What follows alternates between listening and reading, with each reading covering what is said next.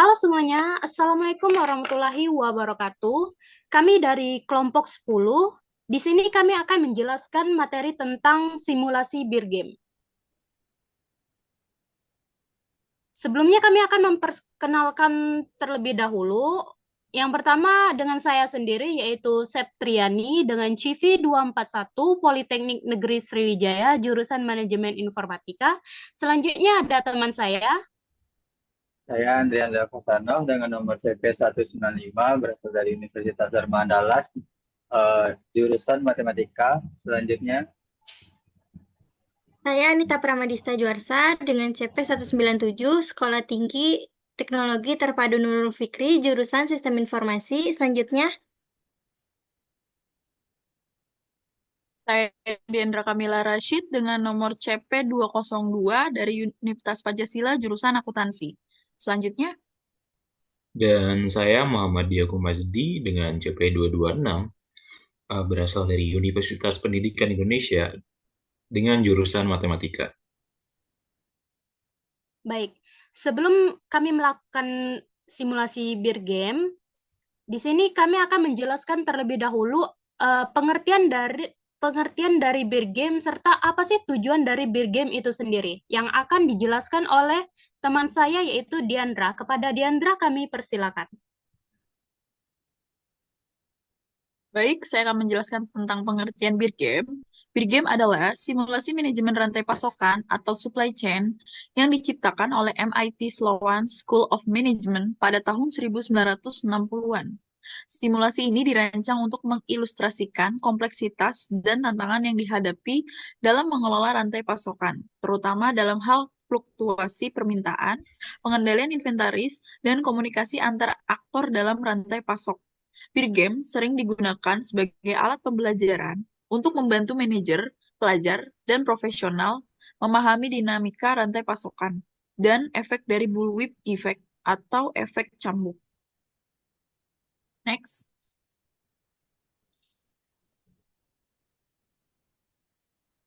Di sini ada tujuan beer game. Tujuan dari permainan ini adalah menjaga aliran produk yang stabil sambil meminimalkan biaya investasi rantai pasokan dan harus membuat keputusan terkait jumlah pesanan berdasarkan permintaan yang ada dan juga ketersediaan stok. Permainan ini juga dapat membantu peserta memahami bagaimana mengoptimalkan persediaan dan mengurangi biaya dengan mengurangi tingkat stok dan juga meningkatkan efisiensi rantai pasokan. Selanjutnya, Baik, di sini ada contoh playsheet dalam beer game beserta penjelasan dari playsheet itu sendiri yang akan dibacakan oleh teman saya yaitu dia. Kepada dia kami persilakan. Oke, selanjutnya di sini ada contoh playsheet dalam bergame. Jadi untuk melakukan game ini kita harus mengisi playsheetnya dalam setiap minggunya. Jadi ada 10 minggu, terus dalam kolom-kolomnya terdapat incoming delivery, available, incoming order, dan seterusnya hingga cost. Dan di sini kita akan melihat juga bagaimana total cost-nya yang berdampak pada hasil biaya dari rantai pasokannya. Selanjutnya. Nah, di sini untuk lebih jelasnya dari setiap kolomnya, di sini ada yang pertama yaitu incoming delivery, yaitu tempat atau pengiriman barang masuk yang berasal dari upstream atau hulu. Lalu available ini jumlah ketersediaan stok yang kita punya. Lalu incoming order di sini adalah jumlah pesanan yang masuk. Lalu selanjutnya di sini ada to ship, yaitu jumlah barang yang dapat kita kirimkan kepada uh, role selanjutnya, di mana jika terdapat baik order, nanti akan ditambahkan di minggu ke depannya. Lalu untuk your delivery di sini adalah jumlah yang dapat kita kirimkan kepada role selanjutnya. Lalu untuk backlog di sini yaitu barang-barang yang misalnya dia uh, jumlahnya lebih banyak daripada persediaan yang kita punya, maka akan terjadi keterlambatan pengiriman yang nantinya akan dikirim di minggu selanjutnya. Selanjutnya, Selanjutnya di sini ada inventory, yaitu stok barang di gudang setelah pengiriman. Berbeda halnya dengan available. Nah, di sini inventory jumlah barang yang telah dikurangi dengan jumlah yang dapat dikirimkan atau to ship. Lalu untuk outgoing order adalah tempat pengiriman barang keluar ke alur atas. Nah, jadi di sini sebagai bahasa mudanya ini tempat di mana kita menuliskan jumlah pesanan yang kita inginkan, misalkan sebagai distributor untuk diajukan kepada manufaktur. Seperti itu. Lalu cost ini merupakan biaya pengeluaran atau yang dikeluarkan untuk memperoleh atau menghasilkan sesuatu.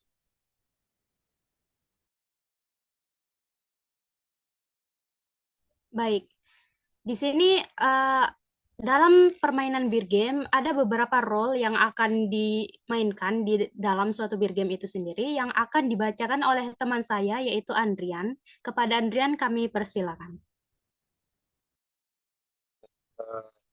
Di sini terlihat ya beberapa role dalam beer game itu ada 4, dan di sini anggota kami ada 5 orang. Justru karena itu saya sendiri sebagai customer role tambahan dalam beer game tersebut. Dan ada role yang pertama itu retailer, pengecarnya, pemain yang menerima pemerintahan dari pelanggan akhir. Pelanggan akhir itu tersebut customer, yaitu dari saya sendiri. Dan kedua itu wholesaler, grosir, pemain yang menerima pesanan dari pengecer dan membuat pesanan ke retailer. Yang ketiga itu distributor, pemain yang bertugas memenuhi pesanan dari grosir dan memesan barang dari wholesaler. Yang keempat itu manufaktur, pemain yang memenuhi permintaan distributor. Baik, selanjutnya di sini ada kesimpulan dari beer game itu sendiri yang akan dibacakan oleh teman saya Anita. Kepada Anita kami persilakan.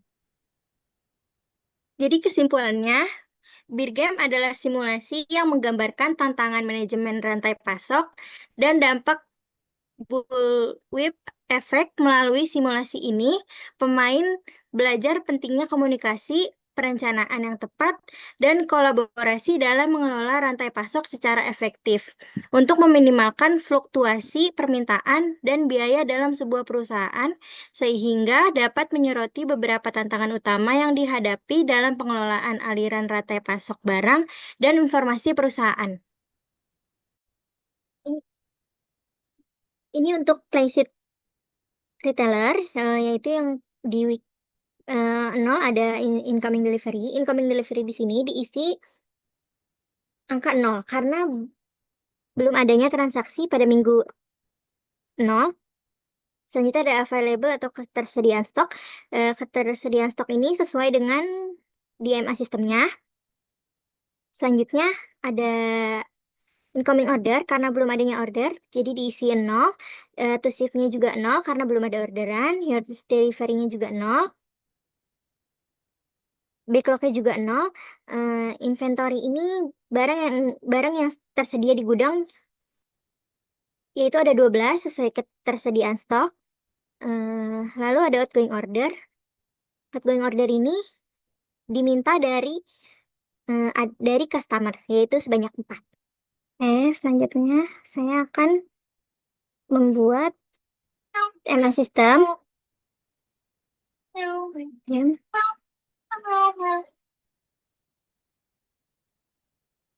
Simulasi kelompok 10. Di sini pilih yang 20 weeks.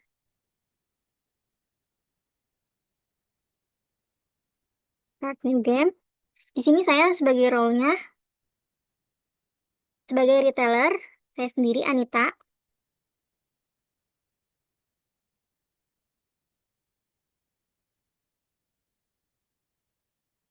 Di sini saya akan memasukkan outgoing order sesuai pesanan customer, yaitu sebesar 4. Tinggal di place order.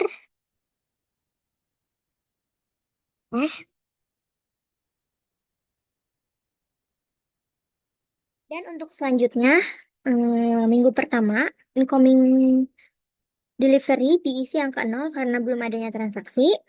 Untuk yang available ini diisi inventory minggu lalu ditambah incoming delivery minggu lalu yang hasilnya 12. Untuk incoming order ini atau nilai order diisi 4 karena outgoing order minggu sebelumnya 4. Lalu untuk to ship-nya, backlog ditambah incoming order yang menghasilkan 4. Lalu untuk your delivery ini atau barang yang siap dikirim sebanyak 4. Untuk backlognya belum ada, jadi diisi 0. Untuk inventory ini, yaitu available dikurang to ship yang hasilnya 8. Lalu untuk yang outgoing order ini diminta dari customer yaitu sebanyak 2. Lalu untuk hasil cost-nya, yaitu dihitung dari inventory dikali 2 ditambah backlog dikali 5 yang menghasilkan $16. Lalu untuk minggu yang kedua, incoming delivery diambil dari MA System yaitu sebanyak 4. Lalu untuk yang available-nya diisi dari inventory minggu lalu ditambah incoming delivery minggu sekarang yang hasilnya 12. Lalu untuk incoming order ini diambil dari outgoing order minggu lalu yaitu sebanyak 2. Untuk yang to ship bisa dikirim sebanyak 2 juga. Lalu untuk your delivery, jumlah barang yang siap dikirim yaitu sebanyak 2. Untuk backlognya belum ada, jadi diisi 0. Lalu untuk inventory ini available dikurang to ship yang hasilnya 10. Lalu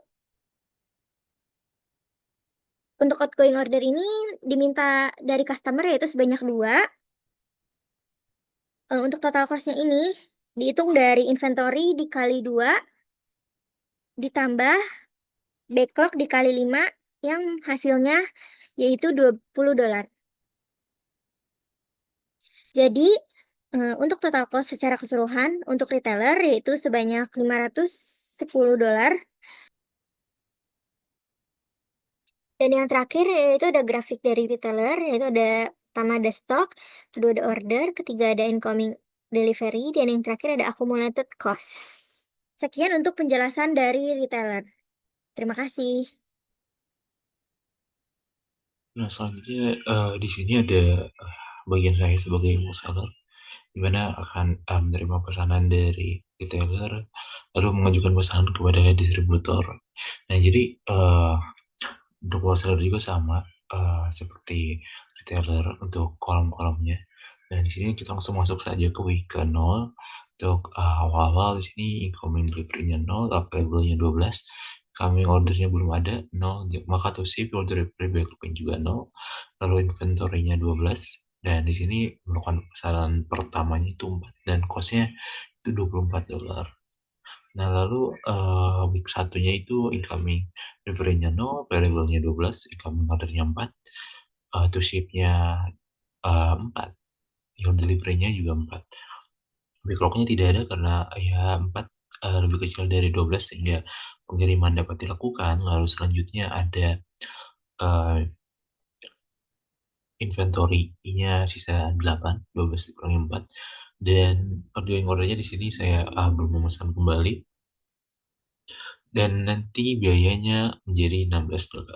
Lalu selanjutnya di sini ada week kedua yaitu incoming delivery-nya ada 4, lalu available-nya 12, incoming order-nya 2, lalu to ship-nya 2, lalu delivery-nya juga 2, maka backlog-nya 0 karena 2 lebih kecil dari 12, sehingga pengiriman dapat dilakukan sesuai pesanan. Lalu inventory-nya berarti 10, 12 dikurangi 2, dan outgoing order-nya 0, karena ya masih dirasa masih cukup untuk menghandle pemesanan selanjutnya. Lalu di sini untuk biayanya sendiri ada $20, dan setelah melakukannya hingga minggu ke-10 dapat dilihat bahwa biayanya mencapai akhir di $380. Nah, untuk lebih jelas kita dapat melihat di grafik yang ada di sini, yaitu grafik stock, order, income delivery, dan accumulated cost. Nah, di sini dapat lihat stoknya ini pada minggu ke 9 masih mampu untuk menghandle, minggu ke-8 masih cukup untuk menghandle pemesanan, tapi di minggu selanjutnya terjadi ketidakcukupan untuk mengatasi pemesanan dari retailer.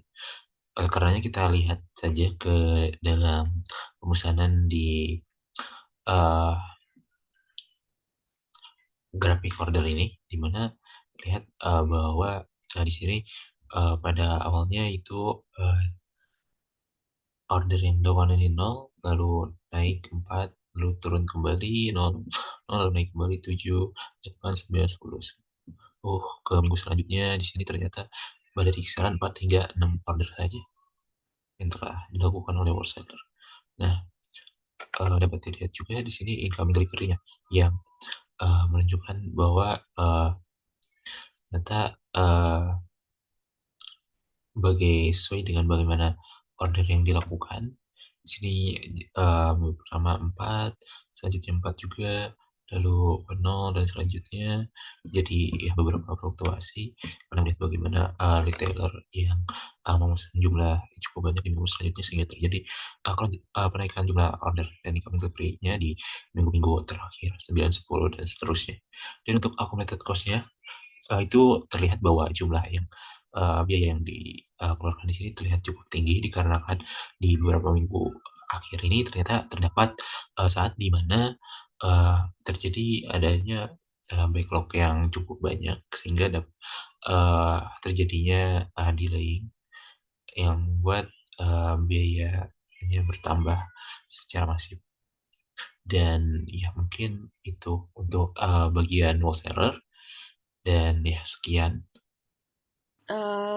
Saya Diandra Kamila Rashid. Di sini saya akan menjelaskan mengenai sisi dari distributor. Di sini ada tabel yang dimana ada 10 week.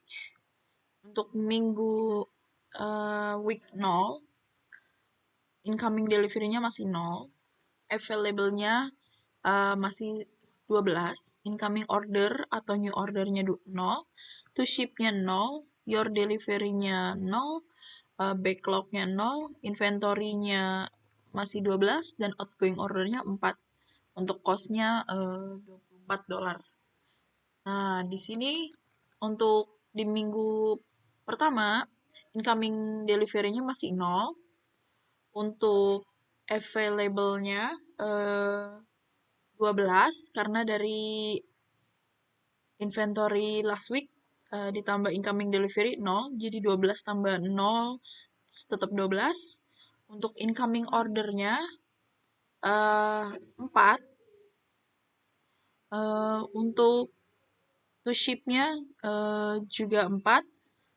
Ini dari backlog ditambah incoming order sama dengan 4. Your delivery 4, jadi backlog-nya 0. Karena tidak ada utang, jadi masih bisa dikirim karena available-nya 12. Jadi untuk inventory di minggu pertama ini sisa 8. 12 dikurang 4. Untuk outgoing order-nya di sini 2. Dan untuk cost-nya $16. Baik, untuk di week kedua, di sini ada incoming delivery-nya 4. Lalu di available-nya 12. 12 ini dari inventory last week senilai 8. Lalu datang incoming delivery dari manufaktur senilai 4. Terus sama dengan available-nya jadi 12. Lalu di sini incoming order-nya 0. To ship-nya 0. Your delivery-nya juga 0. Backlog-nya juga 0. Inventory-nya masih 12. Dan di sini saya untuk outgoing order-nya tetap 2. Jadi untuk cost-nya $24. Dan untuk di minggu 3 sampai seterusnya sama seperti itu caranya. Jadi untuk total cost di sisi distributor senilai $232.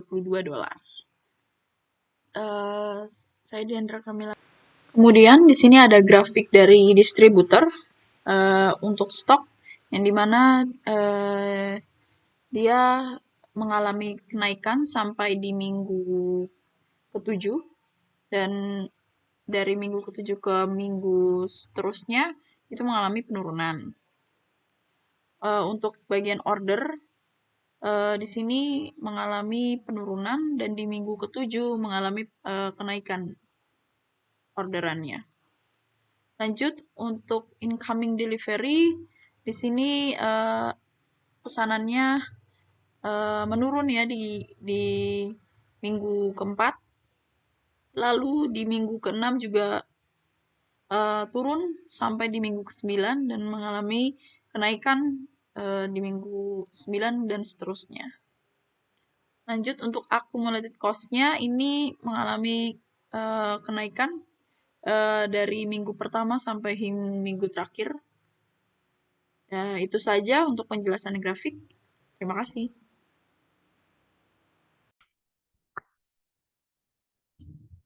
Baik, selanjutnya di sini saya Septriani sebagai manufaktur dalam permainan beer game itu sendiri.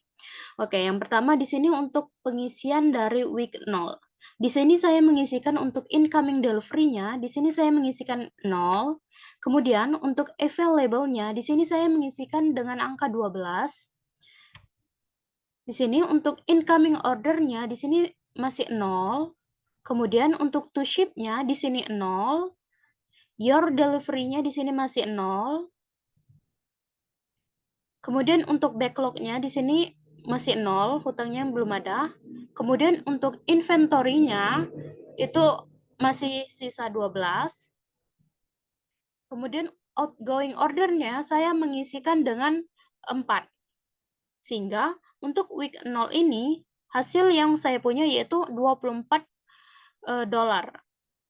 Kemudian untuk week yang pertama atau minggu yang pertama untuk incoming delivery-nya di sini saya masih 0. Kemudian untuk available-nya di sini saya masih 12. Kemudian untuk incoming order-nya saya mengisikan 4 berdasarkan dari distributor. Kemudian di sini untuk to ship-nya berdasarkan incoming order-nya di sini saya masih 4. Your delivery-nya di sini masih 4. Kemudian untuk backlog-nya saya tidak mempunyai hutang jadi 0. Kemudian untuk inventory-nya di sini available saya adalah 12, kemudian dikurang sama to ship. To ship saya di sini 4, jadi hasilnya 8 untuk di inventory. Kemudian untuk outgoing order-nya untuk minggu pertama saya mengeluarkan 2. Sehingga hasil untuk minggu pertama atau week yang ke-1 di sini saya berjumlah 16 dolar. Kemudian untuk week yang kedua atau minggu kedua di sini untuk incoming delivery-nya di sini saya mengisikan dengan 4. Karena minggu yang terakhir saya mengeluarkan outgoing order-nya yaitu 4. Kemudian di sini untuk available-nya di sini masih 12. Kemudian untuk incoming order-nya berdasarkan distributor dia mengeluarkan 2. Kemudian untuk to ship-nya di sini saya masih 2. Kemudian your delivery-nya 2. Kemudian untuk backlog-nya saya tidak mempunyai hutang jadi 0. Kemudian untuk inventory-nya di sini available-nya saya 12 dikurang to ship 2. Jadi hasil untuk inventory-nya saya adalah 10. Kemudian untuk outgoing order-nya di sini saya mengeluarkan 2. Sehingga hasil dari minggu kedua manufaktur punya saya yaitu dengan 20 dolar. Sama halnya dengan minggu ketiga, 4, 5, 6, 7, 8, 9, dan 10. Itu sama untuk pengerjaannya. Sehingga untuk total cost yang saya dapat yaitu dengan 204 dolar untuk hasil dari manufaktur. Baik. Terima kasih. Itu saja yang dapat saya sampaikan.